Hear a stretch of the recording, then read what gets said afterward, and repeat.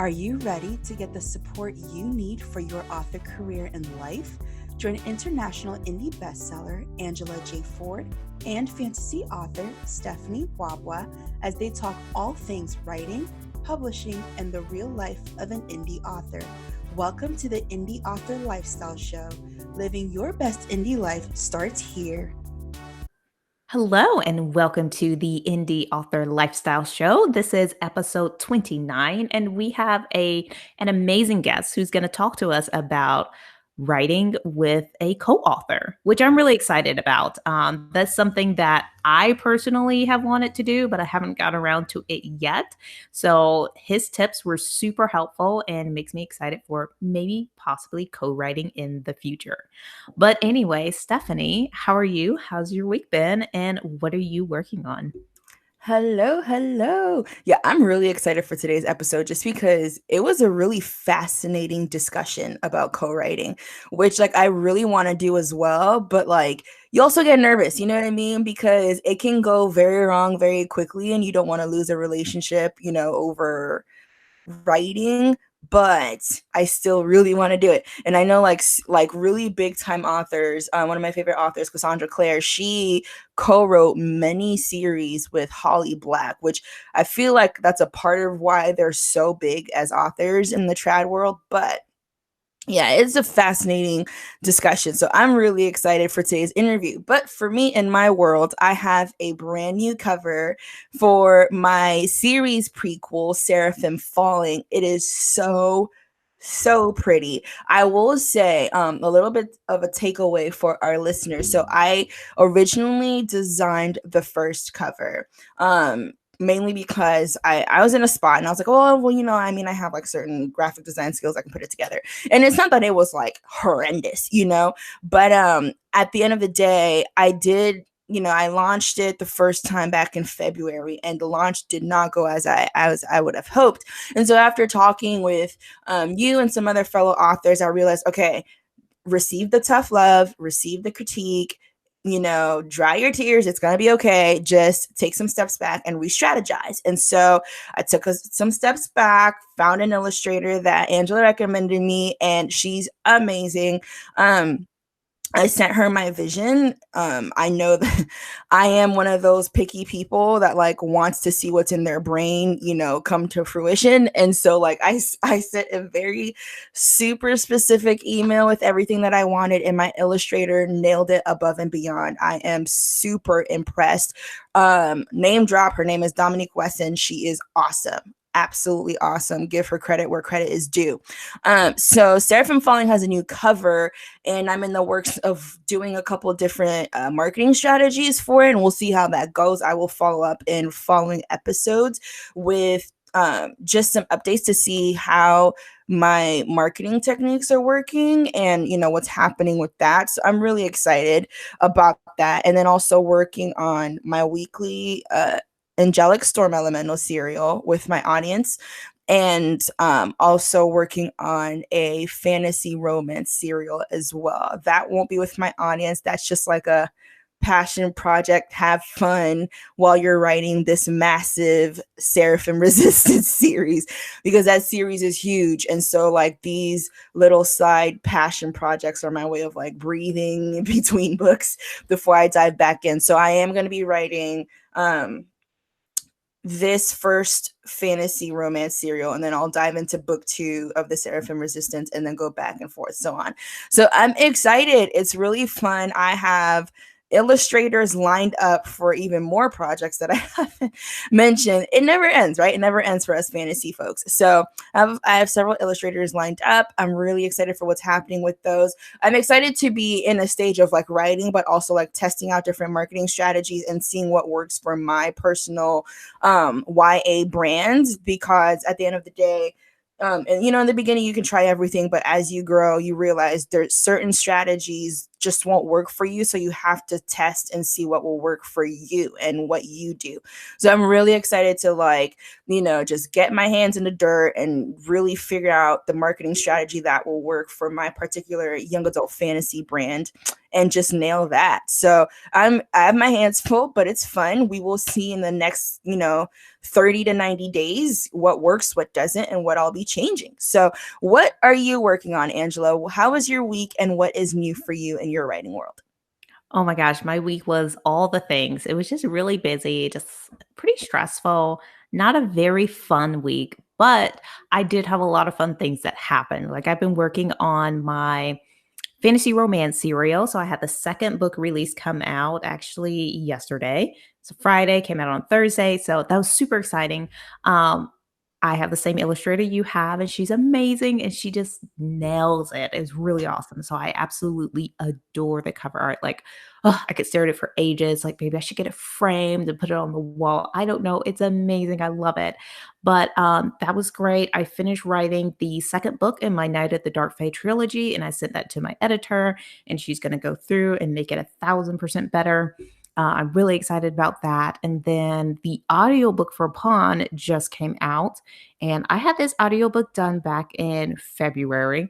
Amazon took over 30 days to approve it after it was finished, which was not fun at all.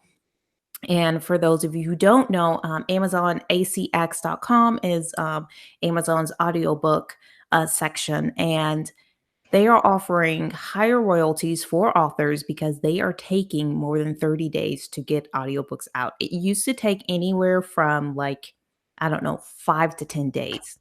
And now they're taking over 30. And so it's not been very fun, but it is finally out. The wait is over and I'm really excited. So I'm going to blast social media with that. But yeah, so really exciting things in the book world. I'm actually supposed to be taking a breather before diving into another project, but we'll see. I probably won't. I'll probably just like get started on something because I can't help it. It's just too much fun.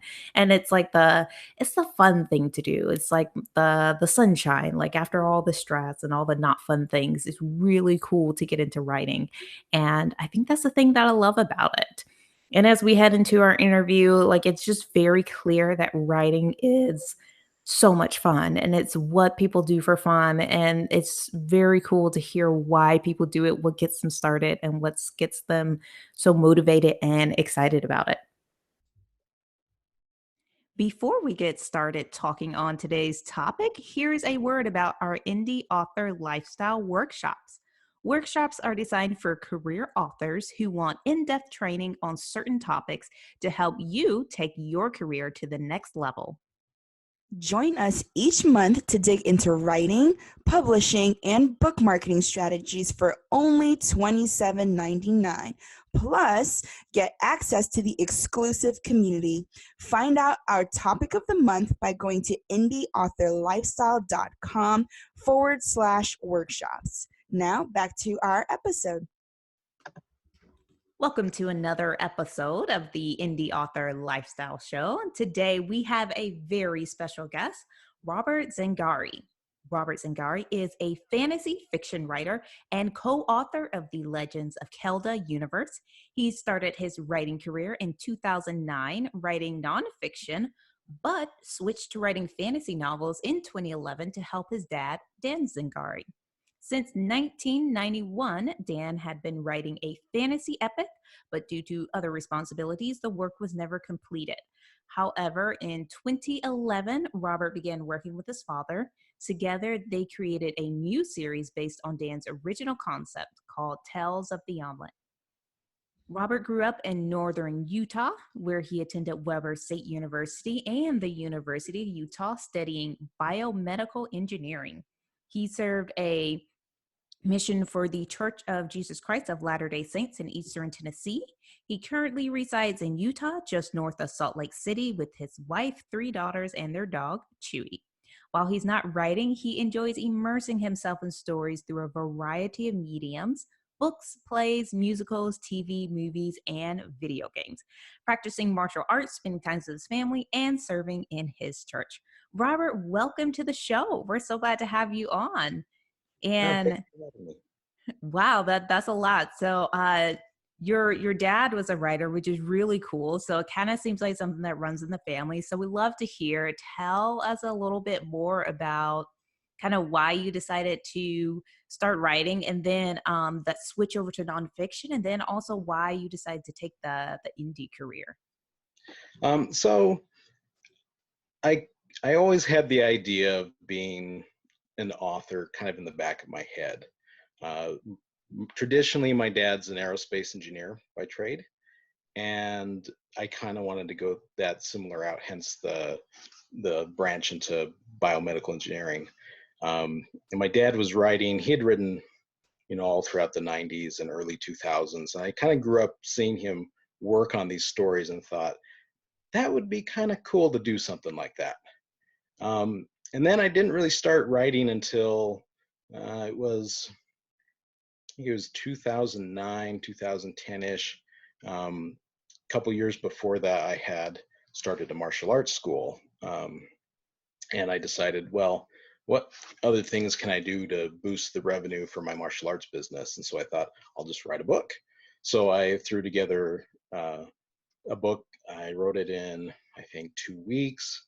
It was like 130 pages. And then I decided, well, I'm going to go ahead and self-publish this because I had kind of heard about self-publishing and then thought, well, I could probably get by and get through this myself. And the whole time that I was doing that, my dad was still working on his books and he hadn't actually published anything yet. So all of his works were unpublished. That he had written um, pretty much a trilogy, and then he had gone back to revising the story and said, okay, we're going to start this a little earlier. So he was working on the earlier parts. So after I had published that and I had started getting some sales, and he approached me and said, do you want to come and help me work on this? And I was going to school at the time as well, and so I thought, yeah, I could help, part time, and we could, do something like that. Because he's like, at the rate that I'm going, I feel like I'm going to have to hire a ghostwriter to finish this. So I'm like, okay, we'll help out. I'll help you out, Dad. And so we started that in 2011, and then I really found that I loved storytelling. So I thought, all right, I'm going to do this. I'm going to do this full time. So I decided I was still going to school. We published our first novel in 2013. We wanted to go traditionally published, but the novel that we had written was pretty thick. It was, 700-800 pages. Um, and every editor and publisher that we showed it to was saying, it's too big. You got to cut this in half. And we're like, I don't really want to do that. And so that's what kind of put us down the self-publishing route, especially since I had gone that way before with my martial arts book. And so that's kind of what landed us in that career. And we just like the creative freedom and all the other awesome things about being self-published, not being on your own schedule with, putting things out. I can put things out as fast or as slow as I want to. And it's just great. I think that's super awesome because I too come from a pretty creative family. Granted, they're mostly like artistically and like musically creative, whereas like there's like few of us writers, but I do have like cousins and whatnot who are published authors. And so I think it's super cool that, your father had these volumes just sitting there and you were able to like go in. It's kind of like a family business, so to speak. It's like, okay, well, hey, I'll pick up, I'll help you with this, which I think is super cool. And so my question is, because of course this series has evolved. And so is it still just the vision of your dad? Because I can imagine, you still have two different minds working on the same world, And so though, I mean, your father and son, and of course you guys love the stories in the same world, I feel like there would sometimes be a bit of challenges, in figuring like who's the vision here, like whose protagonist is getting chosen and whose plot twists are getting thrown in the book and whose ideas are getting cut. So like, how do you guys balance that as far as like partners working on the same world together? So when I first started, I was mainly just following what my dad was envisioning.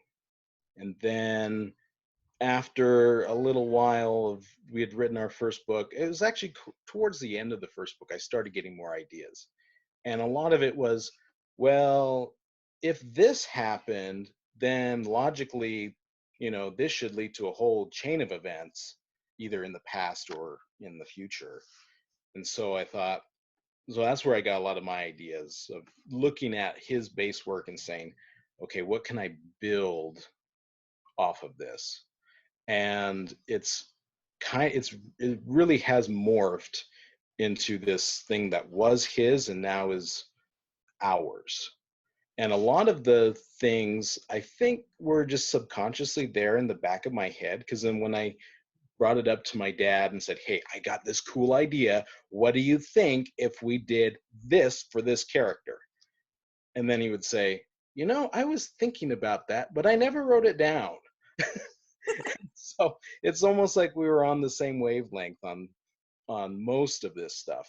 um, my dad likes to describe his involvement as he's the broad strokes, bright colors kind of person, and I'm the get into all the nitty gritty details. And so I'll look at things that he doesn't even consider and say, well, what about this character? And what about the backstory for this? And what motivated this guy, to go after this, particular relic or something? And and that will kind of he'll kind of think about it and be like, yeah, let me think about it. And other times he's like, oh yeah, that sounds really good. um the latest novel that we put out, Princess Errand, is actually kind of a retelling of everything from the beginning, a new beginning essentially for Tales of the Amulet. And most of that was my invention. And my dad had a little bit of involvement as far as where the climax was, but as far as getting there, getting to that point, it was mostly what I had envisioned. And most, especially in this particular era of where the world of Calda is at, it was pretty wide open. So anything that I was like, hey, what do you think about this? And he was like, all right, go for it, son. That's really cool, and I'm loving this whole, like, back and forth and the ideals coming forth and just kind of recognizing where your strengths and your weaknesses as a team are. And so one of the things I'm really curious about, really because I haven't done any co-writing and I think it would be fun to do, but when you get into the nitty-gritty of it, what does it look like when you're actually writing? Like, is it, does he write a chapter? Do you write a chapter? Is all this character you? Is all this character him? Like, how do you actually come together and like make it a project that's both your own? And how do you handle the writing part of it? So at first, we were kind of writing back and forth, and the manuscript that we had was I had taken what he had written, and then I was just kind of inserting things and building on it.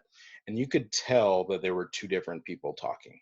It Mm. was not super smooth. So I'm the faster typist. So we decided a couple years ago, I'm just going to write all the prose, and we'll outline and we'll plot and we'll do all of that together on the back end.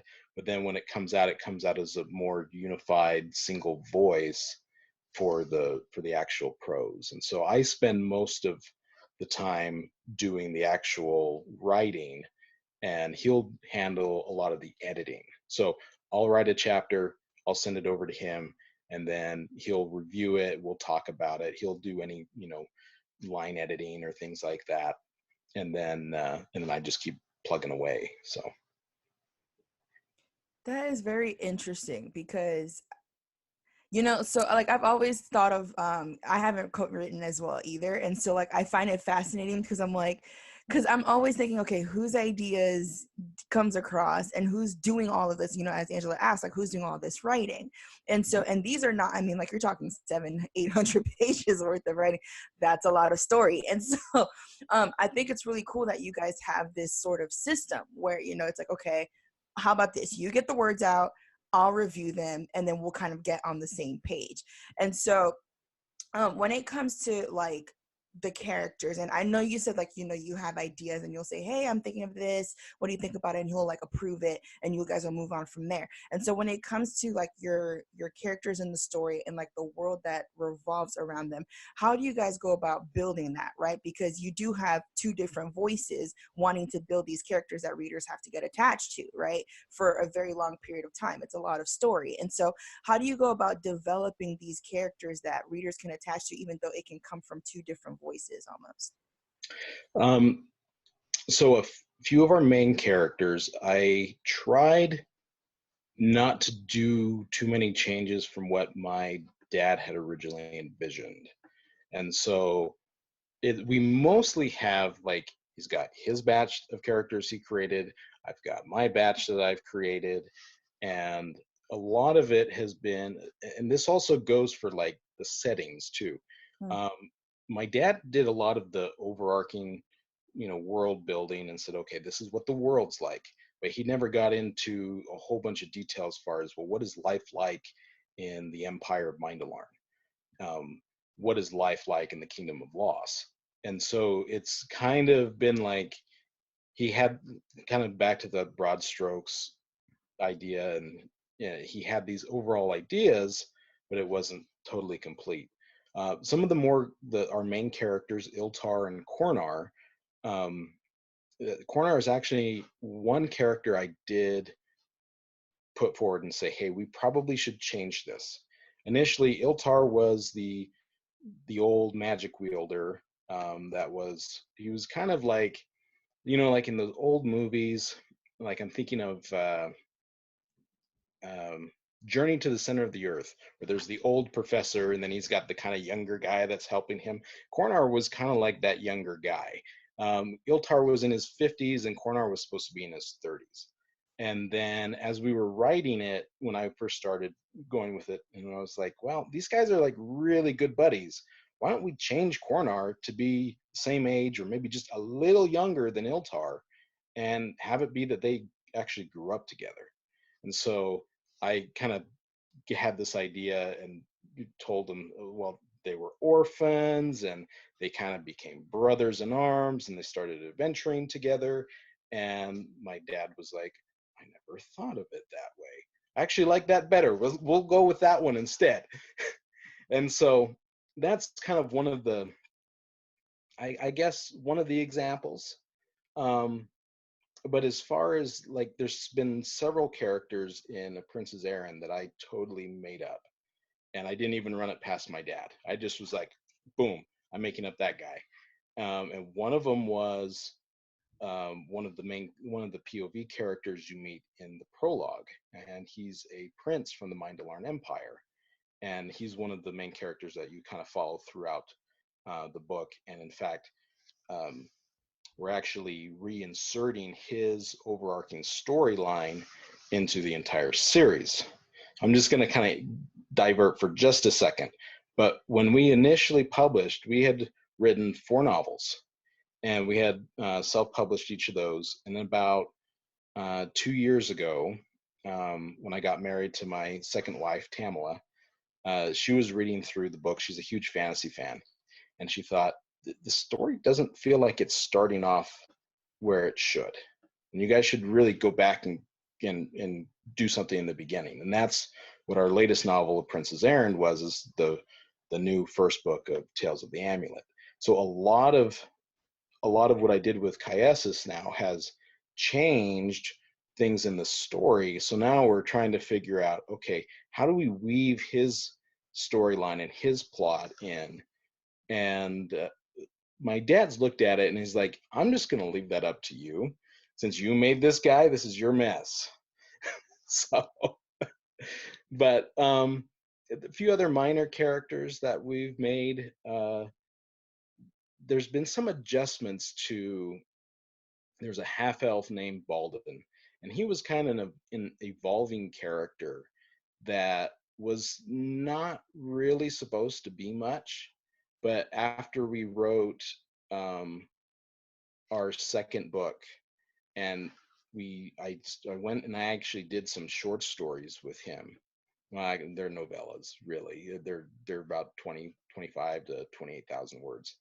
And I kind of went off on this own little tangent exploring this character, things that my dad hadn't considered. And so we're now going back and retconning that a little bit to fit. And most of the changes have been my dad's looked at it and said, yeah, I'm fine with that. I think he's gotten to the point that he's like, I just want to get these stories published. So if you think it's going to be better, just go ahead and change it. Yeah, no, that's really cool. And a piggyback question, what for me, and you kind of touched on it, was, so how do y'all come to compromise, right? Because I'm sure there's times where it's like, hey, I want to insert this, oh, but I'm not feeling that, right? So it's like when there is that bit of disagreement, like, oh, let's go with, let's go this way with the world, but one party's like, no, I really don't think we should go there. Let's keep it the way it is. How do you guys settle that? Like, especially for listeners who are probably like, I'm thinking of doing this co-writing thing. And so like some obstacles to kind of prepare for, if there comes any disagreement, how to find compromise between the writers so the book isn't like a total loss. One of the things that we've done whenever we've butted heads has been to just kind of step back and look at what we've already established and thought and ask the questions, does this mess up the world building? And it mostly has been, we got to sit back and look at it and really think about both of the options. And there's been a few times when we've decided, okay, we're just not going to go either direction. Let's come up with something new. And then we would discuss it and kind of collaborate on a better compromise. Most of the time, there's been a few instances where I was like, well, this should really happen. And my dad was like, no, I don't think so. And I'm like, well, back in this book, in this chapter, this character said this. And that's the little detail part of me coming out. And he goes back, he looks at it, and then he's like, I guess you're right. We'll go that direction. And so it's really been kind of looking at it as far as, just kind of taking a step back. That would be like my biggest suggestion is take a step back, look at what serves the world best and what serves the characters best, and then go that route. Because there's been things that I've been like, oh, I want this to happen, even when I'm just writing something myself, and I feel like I really want to go that way, but the story is not going that way. And so I would say, just kind of looking at it and saying, what is going to be best for these guys, and just kind of put the ego aside and say, okay, ego, you sit over there while we figure out what's really supposed to happen here.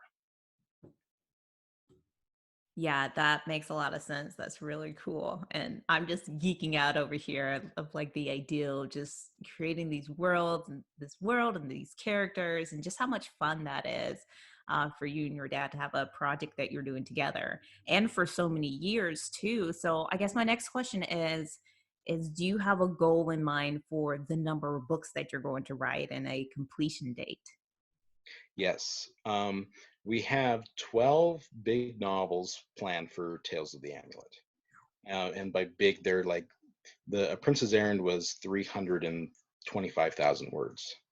And the sequel is looking to be about 350. So we took the original books that we had. We were initially planning to do like 10 when we first started working together. Well, and that was 10 story arcs of they weren't completely divided into books at the time, but we had 10 individual story arcs that we wanted to cover. And then we've kind of those story arcs have shifted and changed, and some have come together. And then we've actually added more because of what we decided to do with The Prince's Errand. And so we decided, well, let's just do 12, because then that's we got essentially 4 trilogies. And so we kind of developed each of the arcs to be somewhat self-contained within each 3 books. And we're looking to try to do at least one of those a year. it took me about 9 months to write A Prince's Errand, and that was with 2 months of um, like a break time. My wife had our youngest, and so I ended up taking a break to help her with the baby. And when she got back to work, I wasn't writing as much, and so um, about it was really about 7.5 months that it took to write all the first draft of A Prince's Errand, and about 2 more months to get it prepared before I sent it off to my editor. And so and my editor, it took her around 3 months to get everything finished with all the line and the copy edits. And so we're looking probably early next year for The Dark Necromancer, which is book 2. And we've kind of been debating on how we want to release the series.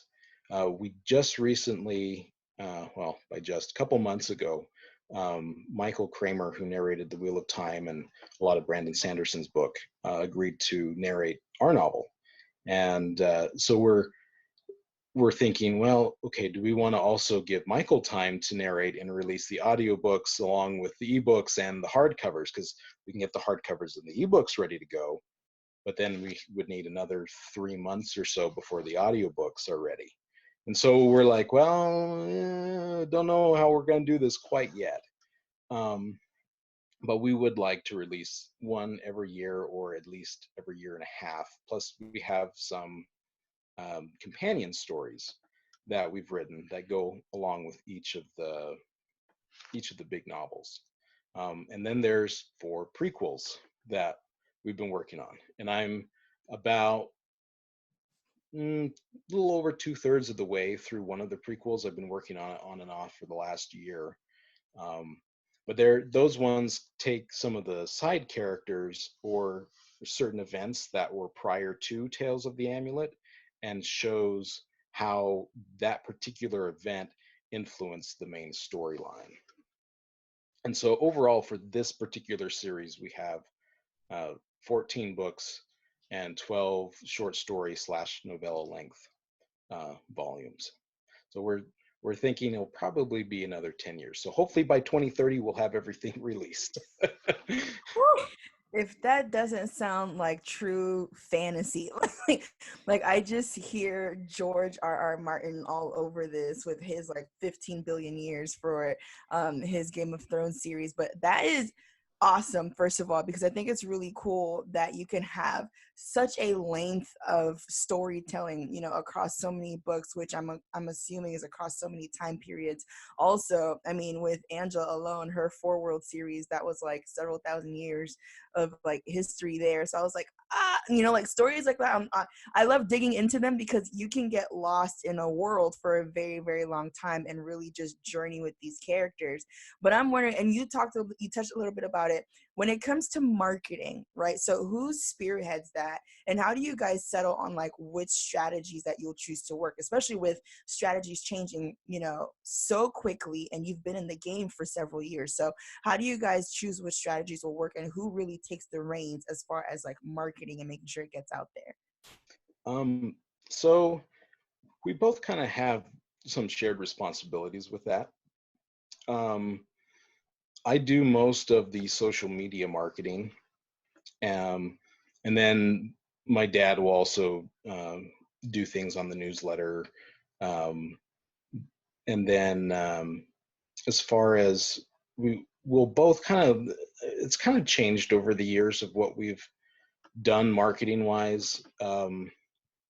When one of the big things that we've done is just Facebook ads. That's been our primary target, and building our audience that way. We actually, before in our initial launch, we didn't really do a lot of marketing, like in 2013, 2014. Everything was all just organic, and it's really changed since then. We did rely on like free promos, and initially what we had done was we made our first book free as kind of our reader magnet, and then we offered the companion story as well for people to sign up on our mailing lists.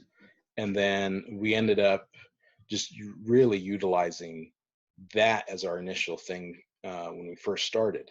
And we haven't really dug into a lot of paid advertising until the last couple years. One of the things that where we found new readers was actually putting our books on Kickstarter. And so we did a Kickstarter for A Prince's Errand last year. And we recently just finished a Kickstarter for the audiobook edition on Saturday. And so we've gained some people that way, but we've also done giveaways. Giveaways have been pretty successful for us. We've been attending Salt Lake Comic-Con now, FanX, and that's actually where we found most of our readers. And so we were just doing giveaways for different prizes, and so it was pretty simple. Just sign up for your mailing, put your email address and phone number, and if you get it, we'll do the prize at the end of the con and announce it then. And so we got readers that way, but at the moment, it seems right now Facebook ads have been doing really well for us. But we're kind of branching off and looking at potentially doing BookBub deals for the once we get a couple more books republished, and that way we can drop the first book to 99 cents for a time to try to entice new readers.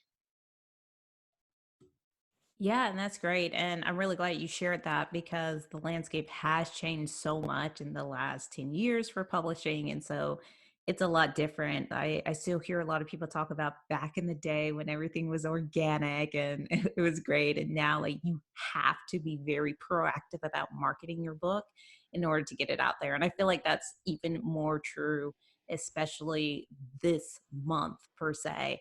Like, Yes. you have to be marketing. If you're not marketing, you're just going to be invisible. Yep. Yeah, that's something that I've noticed, especially with everything going on. And then, of course, with the competition that, people are, dropping books for free. And so there's a lot of eyes elsewhere. So you got to have something really to entice your readers to get them to look at your books. Absolutely. Well, this is really awesome. Like, everything that you're doing and like this whole world that you're just living in is really fun. Have you ever considered, or is this like something for the future where you'll kind of branch off and maybe do your own project? I actually have quite a few projects.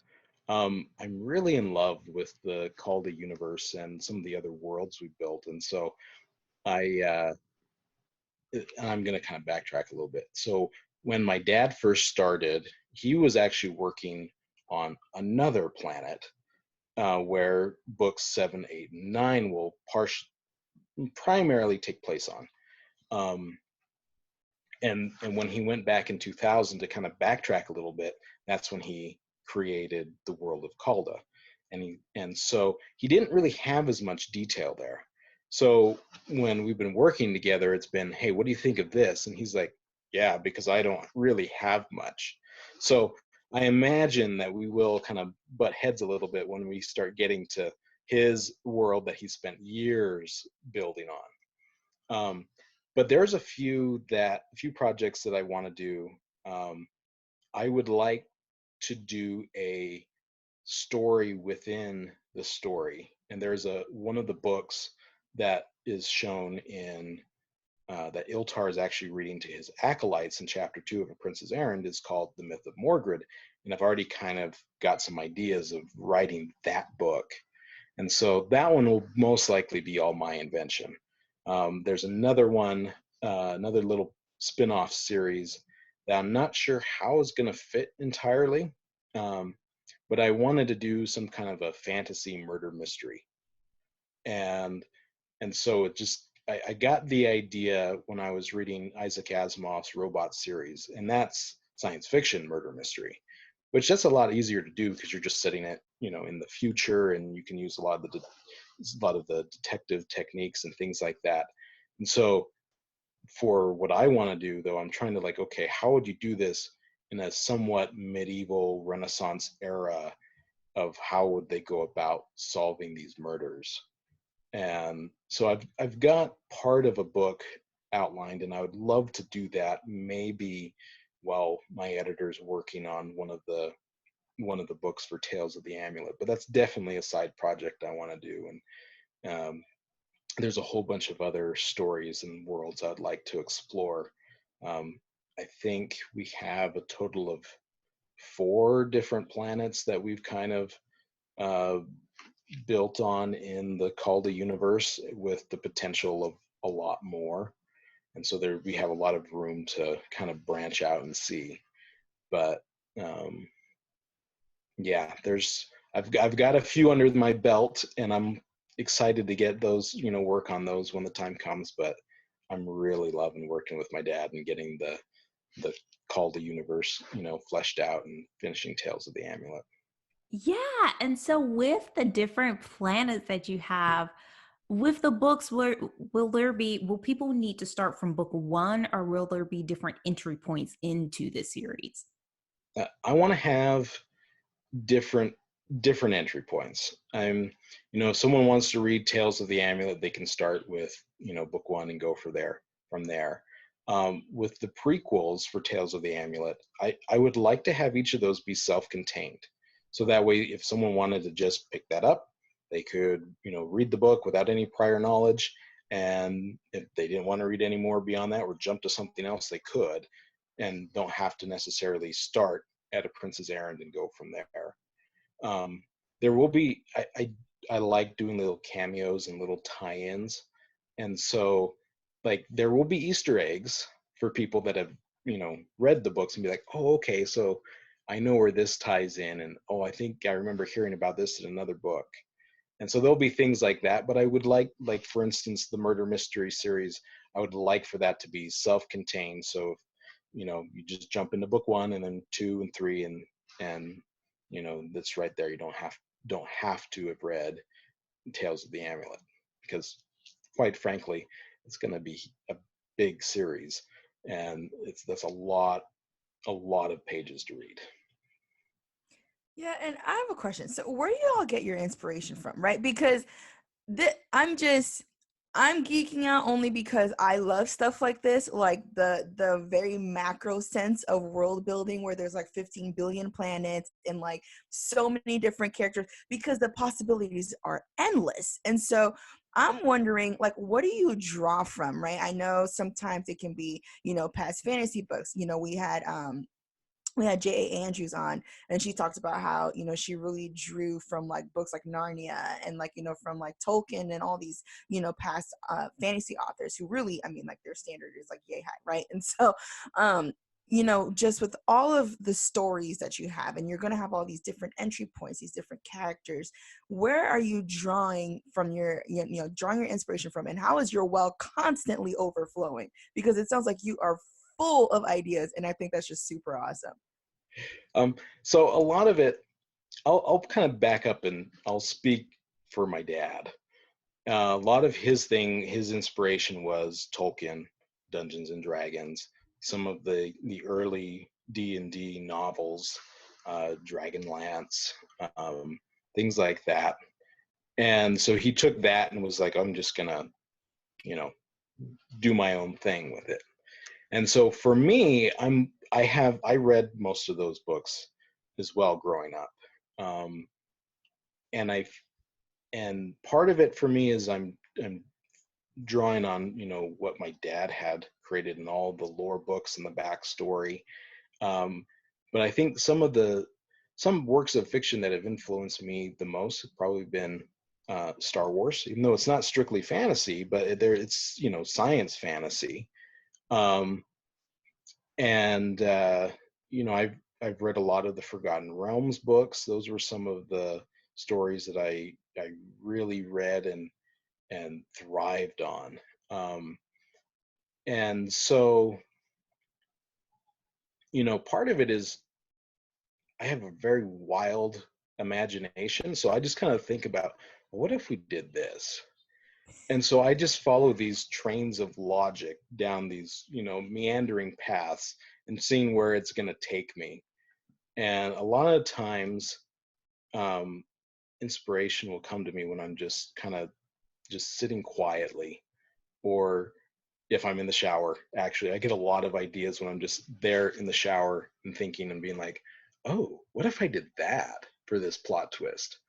Um, and So, I mean, there's a lot of different novels that have influenced me over the years. I would say um, David Eddings' The Belgariad and the Malorian was one that I loved. Of course, like The Wheel of Time and um, Brandon Sanderson's Stormlight Archive and Mistborn and some of the other contemporary fantasies of our day and age. But I try to, when I'm actively world building or plotting a novel, I try to stay clear of what is other novels of reading. And so I'm like, okay, I want to try to isolate myself the most and really get down to what is the core of this story. So I'm not trying to piggyback off of, somebody else's work or inadvertently insert something that's, oh, that sounds very similar to this idea that author did. I can't do that. So, yeah. Yeah, that's really great, and just really cool that you have all these inspirations to pull from, and also with your dad and all the inspirations.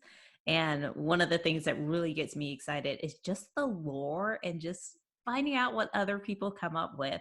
And I think that's one of the things that makes reading so much fun. And then, of course, like you said, the Easter eggs and just finding things that link together.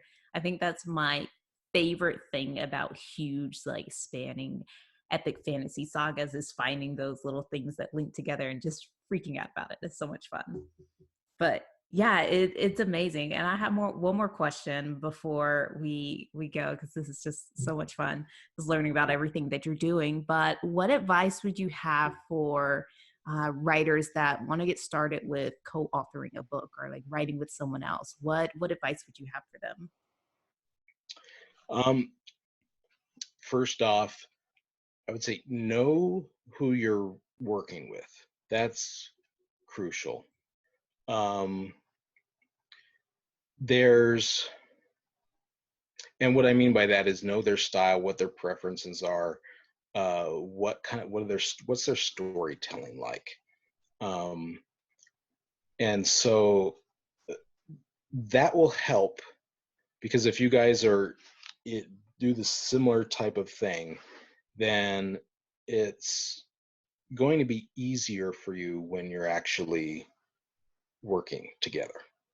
Um, we haven't had that problem, but I could potentially see a clash of, if you have two different co-authors with two different styles, there's potentially a problem, because not only are you guys going to be butting heads on the story, but how to tell the story. Um, the next piece of advice I would say would be figure out what roles each other are going to do in the beginning. With us, it's kind of shifted and it's kind of evolved. And my dad and I have a really great relationship outside of being co-authors, and I think that really helped. Uh, but when we first started off, there was no predefined, okay, you're doing this, I'm doing that. And I think if we would have done that before, it probably would have saved us a lot of heartache and grief trying to figure out what we're doing. Um, and then the next thing would be, um, look at the business and the legal side of everything too. Set up an LLC together, make sure there's, it's divided equitably. Make sure who's what's going on, like who's going to be the main copyright holder, or both of you are, and just kind of the little nitty gritty stuff. and building on that, who's going to be doing what, who's going to be publishing it. Are you guys, if you're going to self-publish it, are you going to create a new small publishing house together, and and run your co-authored works through that, or just kind of figuring out where you want to go with it. And I think that will help because in that way that kind of sets up expectations as far as what each person is expecting to put in and get out of it. So Definitely such sage advice. I really love that you dropped in the LLC tip there, because that's something that I wouldn't think authors would think about going into it. You kind of just think, okay, let's just write. But then it's like, no, like this is a business. You're going to be selling product, income's going to be coming in, and you guys have to figure out how to manage this legally, and so thank you for, sharing that. And I just, what a unique experience, especially that you're doing it with your dad. Like I've heard of, I've listened to interviews where it's friends or, new buddies or whatever, but, to hear father and son, just to see how like the storytelling legacy is passing on as you build this work together. That's just really, really cool. So thank you so much for coming on the Indie Author Lifestyle Show and just sharing your unique perspective and your career with us. You're welcome. Thank you for having me. Yeah, this has been absolutely fantastic, and we can't wait for how people receive it. The journey to becoming a full-time author on your own terms doesn't have to be lonely or hard. We have an awesome community where we chat daily, write together, and motivate each other. To be part of this vibrant community of indie authors living their best bookish life on their own terms, go to indieauthorlifestyle.com/inner circle for more information. If you enjoyed today's episode, we'd love to hear more from you. Leaving a rating or a review helps us to create more great content like this. Be sure to rate this episode and subscribe to the show. Thanks for listening to the Indie Author Lifestyle Show. See you inside the community.